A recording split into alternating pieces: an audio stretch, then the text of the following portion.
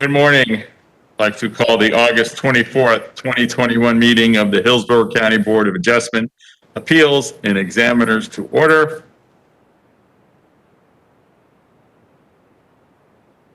Stand for the Pledge of Allegiance and remain standing if you're going to give any testimony.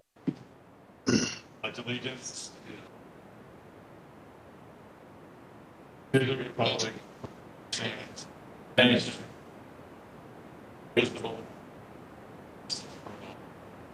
going to give testimony, please raise your right hand. Answer the following question.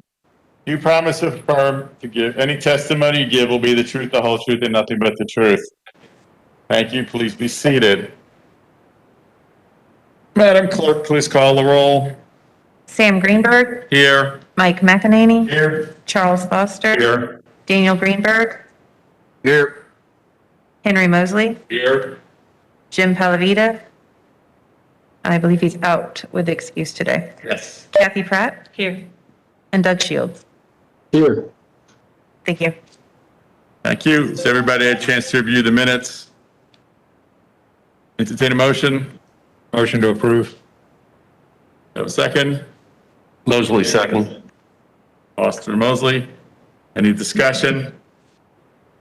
All those in favor say aye. Aye. Opposed? So moved. Unfinished business. Travis, discussion of HB 735.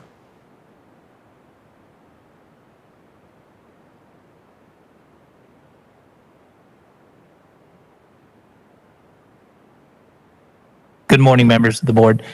As I said last month, we didn't have a final decision on how we were going to handle House Bill 735, where they're preempting local licensings to the state. We have made a decision, and basically, we're going to take all of the licenses that we've issued that require permits to be pulled, and we're going to extend the expiration date from the 31st of this month to July 1st, 2023, when we have to be completely sunsetted out of our licensing for the county. And that will give these people time who have local license that you all have approved for testing and have passed their test to get a state license that will allow them to continue pulling permits. Because as of now, there is no plan that has been relayed to us that the state plans on qualifying any of the local licenses that we've done that don't have state equivalents. And it seems that they're right now only grandfathering in Division 1 and Division 2 licenses. So we're still waiting in limbo to see what they do with the specialty license that do have state equivalents. But as of right now, we're telling people they need to go to the state and get a license. So after July 1st, 2023, if you don't have a state license, you will not be able to pull permits in Hillsborough County for work. Anybody have any questions? That applies to Division 1 and 2 licensing? Yes, because we will be done. But if they're state registered and they've been active for 5 years, they did reenact the grandfathering in. So Division 1 and Division 2 can pull licenses. And I believe that the state will do something with the ones that are state registered, since they're already in their database, that should allow them, but we haven't got final word from the state. Okay, so for example, if I was a painter, which is only locally licensed, you're going to keep that till 23 and then it's just... No, painters don't pull permits, and okay, that's true. As of July 1st, 2021, we are no longer allowed to enforce painting license, tile license, any of the local specialties, and they have a list of them. And basically, they leave it open-ended by this is, not in its entirety, but this license, and this license. And they listed painting and tile in that, along with, I believe, irrigation. Things that are not typically permitted. Correct. Right. That's what I thought it said. Okay. Anybody else? Quick question. What was the date again? The sunset date? It's July 1st, 2023. And you'd be surprised. We ended up going to this extension time because of the fact that the amount of locally licensed aluminum contractors and garage door openers that are only locally licensed, it was eye-opening in the last year. I think they pulled 800 and something permits off our local license. So in fairness to them, we wanted to make sure they had the longest amount of time to get a state equivalent license. What will be required for them to get the state license? Another test and another background check and all that? Application fee, and at the state level, you have to have your financial report sent in. And they'll have to do the sheriff's fingerprinting. So it's going to be substantial. Right. And the test probably is not any harder than the county test, or is it? They're supposed to be equivalent. So my guess is it's not much different. But because they didn't do it and it's not at their testing facility, now they may do something. You got to remember, a lot of these licenses that we have them test for, like garage door, there just isn't an equivalent one at the state. You'll either have to get a aluminum structural specialty license, or a residential contractor's license, building license, or GC license in order to be able to do the work. Mm-hmm. Unless the state provides more guidance. Mm-hmm. Okay. One other question. So if one of these local licensed guys comes in and they were a locally licensed garage door contractor,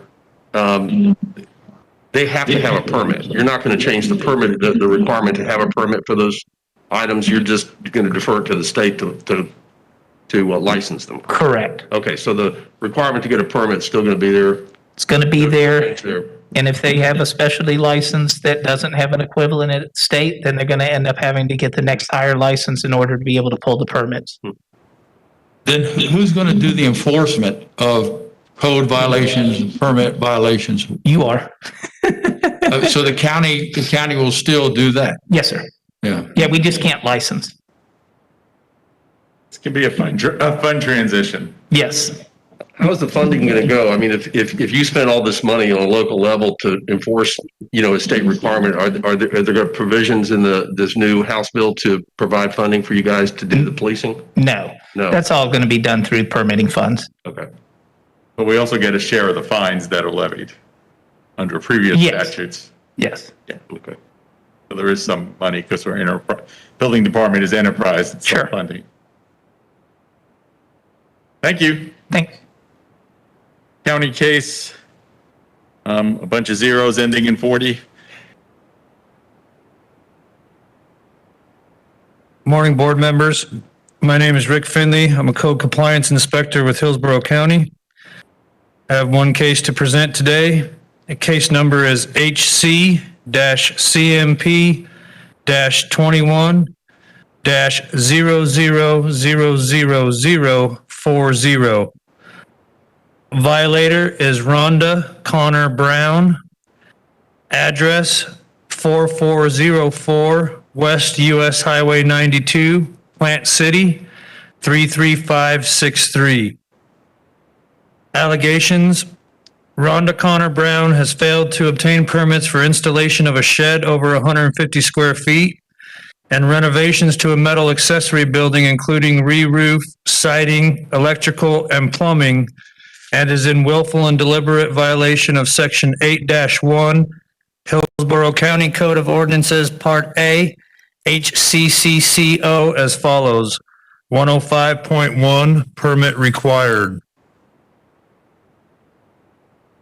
Recommendations: a citation be affirmed as written, a fine of $500 and a recording fee be assessed and shall constitute a lien against any real or personal property owned by the violator until the fines have been paid and the property is brought into compliance. Thank you. Do I have a motion to affirm? Yeah, Mosley will make a motion to affirm. Second. Foster second. Any discussion, questions? All those in favor say aye. Aye. Opposed? So moved. Thank you.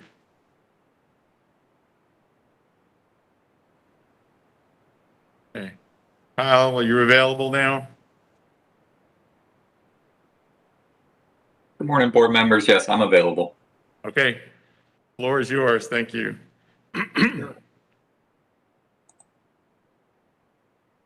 All right. Good morning, everybody. So my name is Kyle Dolman. I'm the floodplain administrator for Hillsborough County. I'm going to give a quick presentation today on the FEMA flood insurance rate map update that's currently going on in Hillsborough County and the associated update to our construction code and land development codes. So with that, I'm going to share my screen, and if you could, please let me know when you're able to see it.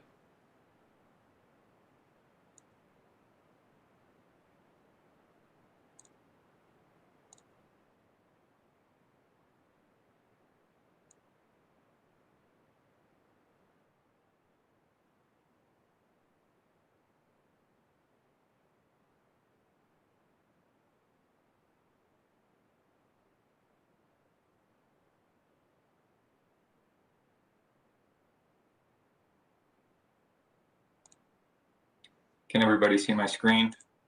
We are not seeing, oh, now we're seeing it. Okay, perfect. Okay, so Hillsborough County is part of a multi-year process. This is led by FEMA to revise our flood insurance rate maps and associated flood insurance study in our coastal areas only. And these revised map products are going to become effective on October 7th of this year. So we have a little over a month until they actually become effective. And as part of this map update, as part of any FEMA firm update, the FEMA and the State Floodplain Management Office, they take a look at our ordinances to make sure that they meet at least the minimum federal requirements under the National Flood Insurance Program.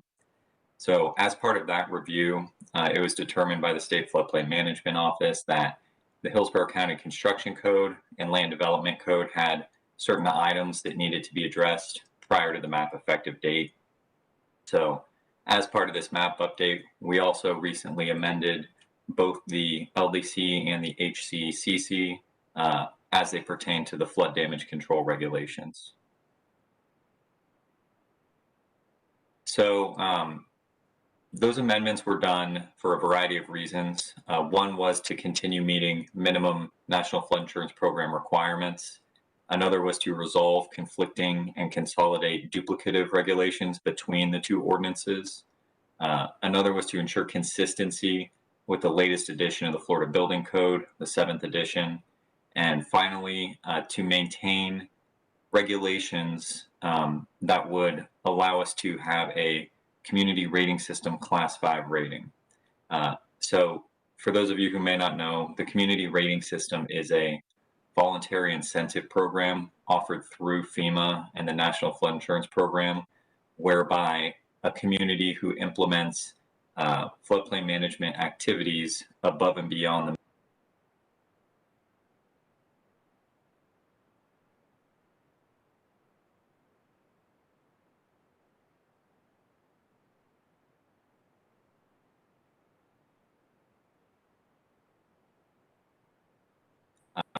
current We're $6 losing million. your audio there, Kyle. Okay now? It sounds like you're breaking up. I'm not sure if you can move a little closer to a Wi-Fi router.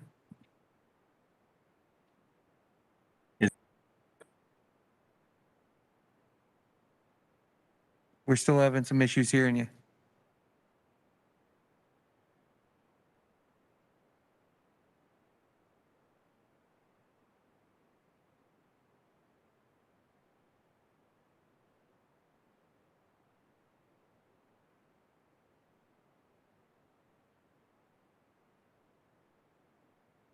Kyle, can you still hear us? Can you hear me now? Yes. Okay, sorry about that. So I just switched over to a different network and hopefully that resolves the issue.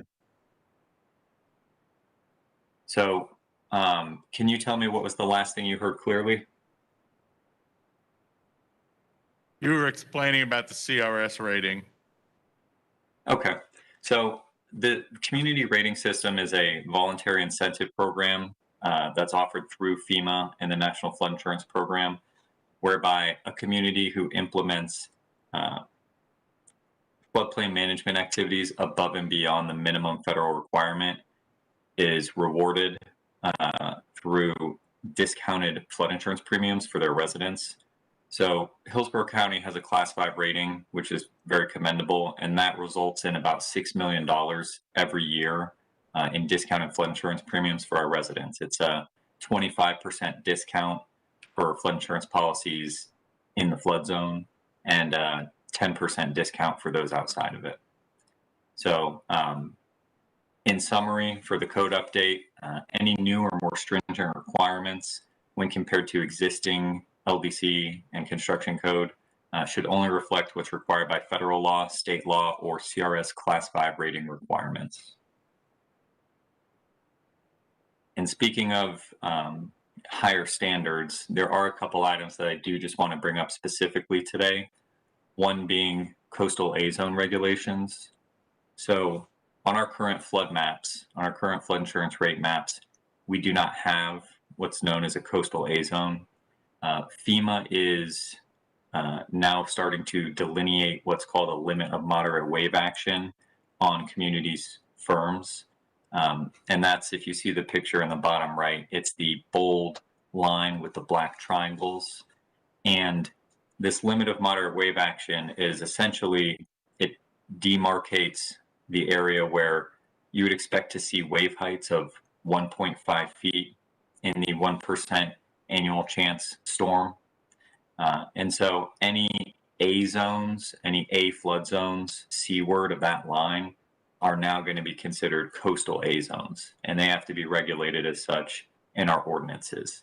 So we updated the codes to be reflective of that, and the way we're regulating those is consistent with the Florida Building Code, which is essentially to regulate them as V zones, as coastal V zones, with one exception, which is that you can allow backfilled stem walls, backfilled stem wall foundations, as long as you meet certain engineering requirements.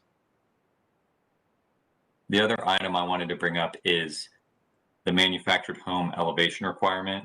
So prior to the amendments for the construction code and the land development code, there was a provision that allowed manufactured homes to, instead of building up to the base flood elevation plus 1 foot of freeboard, instead build to 36 inches above ambient grade. That exception is now a conflict for CRS Class 5. In other words, it's a Class 8 prerequisite. So if we didn't get rid of that provision, we'd be retrograded all the way down to a Class 9, and we'd only get a 5% discount on our flood insurance premiums for our residents. So we had to end up removing that entirely, and now manufactured homes are essentially regulated to the same extent that other structures are in regards to their elevation requirement. So that was a quick summary on the code update, the amendments to the land development code and the construction code. And I'm just going to quickly talk more about the map update and the tools that we have available for residents, for developers, for the county staff to kind of compare the currently effective flood zones to the pending flood zones that'll become effective on October 7th. So as you're aware, flood zones and their associated base flood elevations are used to regulate development. Until the pending maps become effective, permit requirements must be based on the higher BFE and more restrictive flood zone between the current effective and pending map products. This is because the criteria for compliance is based on the date of permit issuance, not the date that we receive a permit application.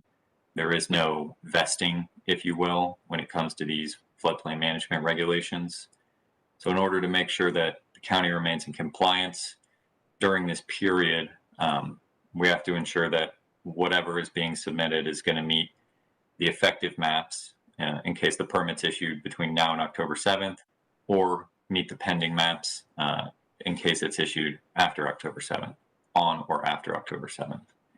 And in order to help see the difference between, I should say the potential difference between the current effective and the pending maps, the county has created an ArcGIS web application to compare the two sets of maps to see if your flood risk may have changed. And so I'll quickly open that. And at the end of this presentation, I do have a slide for resources that has a link to this map and some other useful links. I'll open this quickly.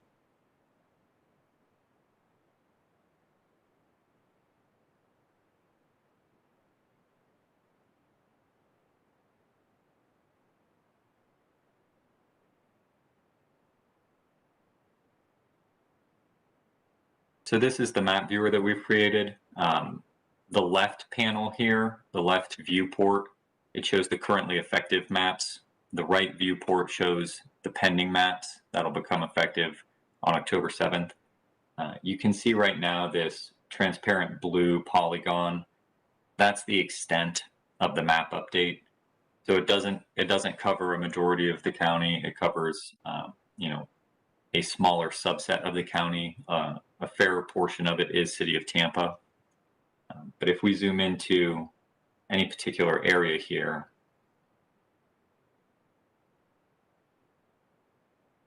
you'll see that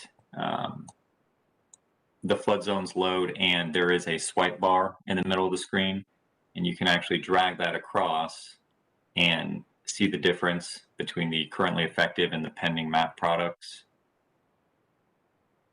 There's also an address bar in the upper right, so you could enter an address and it'll zoom to it. But if you click the map, a pop-up will display that shows the detailed flood zone information. So for this property right here, currently the base flood elevation is 10 feet, NAVD 88. Current flood zone is an AE zone. If we swipe that over to the pending map product, the flood zones go into an X shaded, and that of course doesn't have a BFE associated with it. So this is a nice tool that we think should be helpful for the given stakeholders in the community, and hopefully it ensures a fairly smooth transition between the two products. So then to quickly wrap up, here's a schedule of key milestones. On April 7th, we received the letter of final determination from FEMA for the pending map products. That essentially says that they're final, and 6 months from that date is when they'll become effective. May 18th, we had public outreach for the code amendments. May 20th, we had our first BOCC public hearing. June 15th, we had a planning commission public hearing for the land development code amendments. June 16th, we had the second BOCC public hearing, and they voted to approve on that date as well.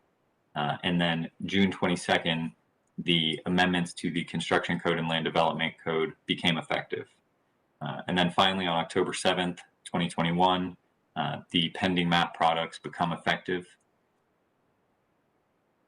And with that, that's the end of the presentation. Aside from these additional resources, I can always send this slide deck out after our meeting so that you have this available.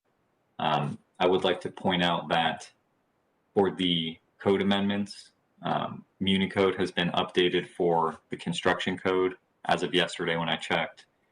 Has been updated for the construction code. The land development code amendments still hadn't been reflected on Municode.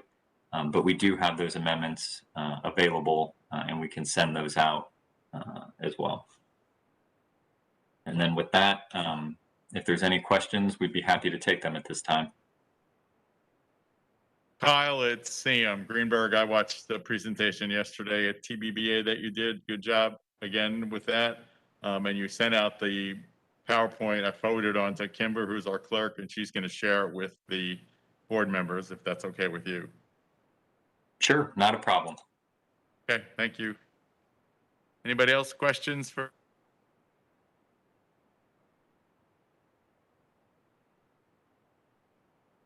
I was told we have a flood case in September. I'm assuming we'll hear from you or see you at that. Sure, I can definitely be in attendance on that. And the one other thing I'll add, just while I have everyone here,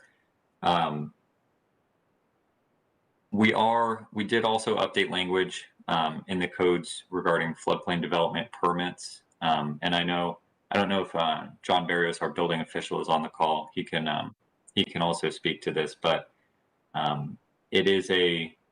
it's not a new requirement. It's something that's always been required at the federal level, but buildings and structures exempt from the Florida Building Code, from those building requirements, still have to meet flood damage control, floodplain management regulations. So to a certain extent, we need to at least check the box on those floodplain management regulations on structures that come in, even if they're exempt from the FBC. So that's just something else I wanted to bring up in today's meeting. And I believe John is well aware of that, and his team is working on that. So we should have a good plan on that.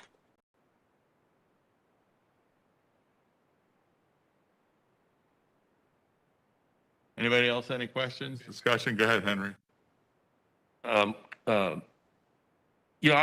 a building contractor, and frequently come across I have to do applications for work in flood zones, and historically I've done a lot of them. The most recent one I did, I came across the new ICC valuations, and this may be a better question for Sam or somebody else that follows this a little bit more. The scope of work that we were doing in this residence was the true value of it was considerably less than the valuations for the ICC assignment that the city of Tampa gave to the project.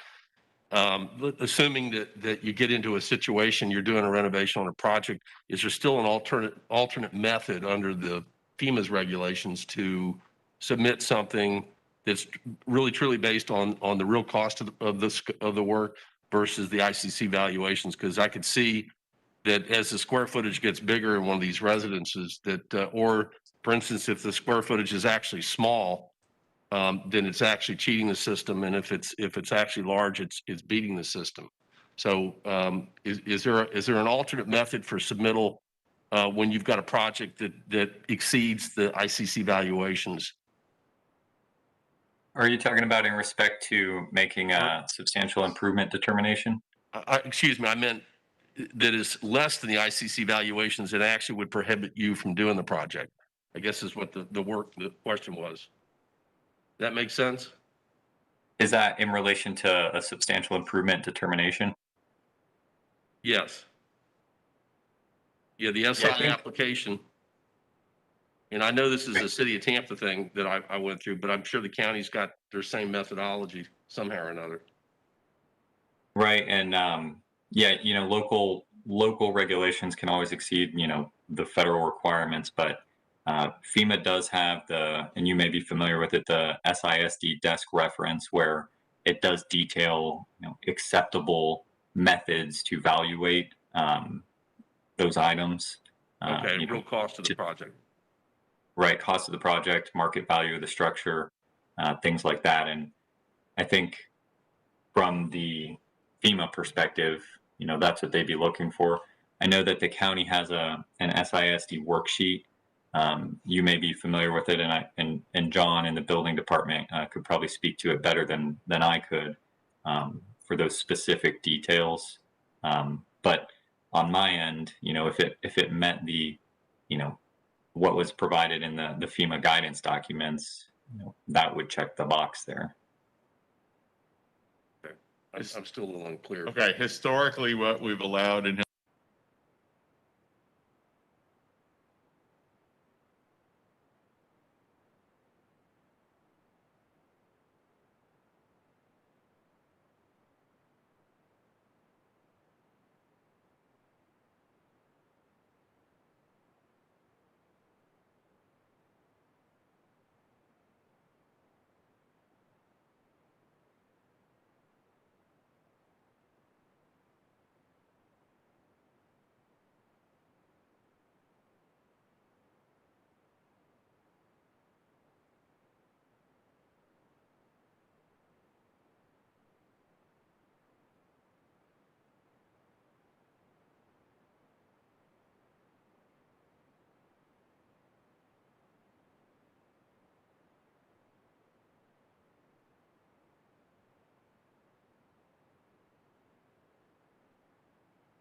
I got a call yesterday and somebody was saying that it's a 60% rule in the city of Tampa. And I said, who did you get that from? He didn't know the name. And then he said it was somebody in stormwater. Well, stormwater has nothing to do with the appreciated value of the property. So Right. we'll work on that. Okay. Anybody else? Kyle, thank you again. And hopefully one of these days we can actually meet face to face. Yeah. Absolutely. Thank you, everybody. All right, take care. That was the off agenda item. Anybody else? Any off agenda items? Yes, Sam, Doug? this is Doug Shields.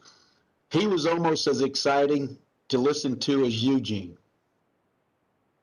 Say again? He was almost as exciting to listen to as Eugene. Okay. No He's a more little less comment. winded.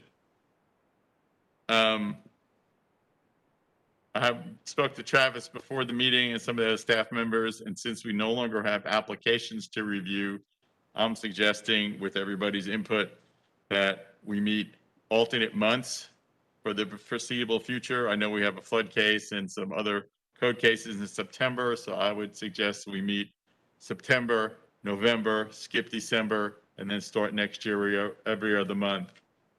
That's my suggestion. Staff had no objection to that if Travis wants to address it. And then Joy, I don't think there's anything in the ordinance that says we have to meet monthly. Or the other idea is we need to crank up that law enforcement division.